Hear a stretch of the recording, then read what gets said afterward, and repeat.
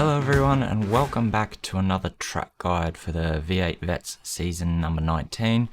This week we are at Watkins Glen on the boots layout for round number 4. Tricky little track, good fun, always produces some really good racing. So let's get straight into the track guide. So here we are on track. I've gone out and done my slow out lap to simulate a qualifying lap. Brake bias, I was sitting at just Jamie's standard 52.5. Felt quite nice, was really good through those flowing corners where you need to be able to use a bit of brake and stuff. Doesn't force the car out wide. So we'll get stuck straight into the lap. Over on the side here you'll see I'm just in my own test session, partly cloudy, 18 degrees, track temp of 20 degrees. Should be something relatively close to what you guys will be and girls will be racing on. So we'll get stuck in, coming down into turn 1. We want to be braking roughly at the 300 meter. Sometimes you can go slightly past. I left it in 5th gear, just sat it on the limiter for that little bit. Down into 3rd, use the toucher curb to help rotate it, and then use all the exit. You can get an off track there, so be very careful. We'll go up through the gears, making sure we're getting into the curbs nicely to help rotate the car. During qualifying and probably your first lap of the stints, you should be able to go almost full throttle through here. You'll see on my little telemetry there that I do have a little lift just to help get the car to rotate through the mid corner. Saving going up until 6th until you're out of that section, and then we'll run it all the way up, braking, about the 400, down into 4th gear, straddling these curbs. Use all the curb that you can. That was a little bit wide there, that one was pretty good. Staying in 4th for this. During the race you can go down into 3rd gear to help a bit of rotation as the tyres start to degrade.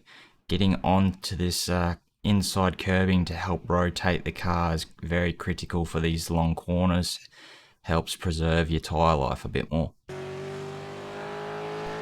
Use all the track on exit, don't hit the grass, you'll get an off track. As we come up to the next corner, there's not really any braking markers here, so it just comes down to driver preference and how confident you are on the brakes. Down into 3rd gear, get on this curb to help rotate it again. Up through the gears, braking at the 200 meter, down to 2nd, bit of a double apex corner to help get the drive off the corner. Again, use all your exit curb. Braking at the 200 now, down in the 2nd gear, use again a little bit of curb to help rotate the car. Run it all the way out, up into 4th. Again, a corner, not without really any braking markers. There's a little bit of like a line there. But yeah, again, just comes down to how confident you are on the brake, especially going uphill. Into 2nd gear, rotate around, use all the exit again.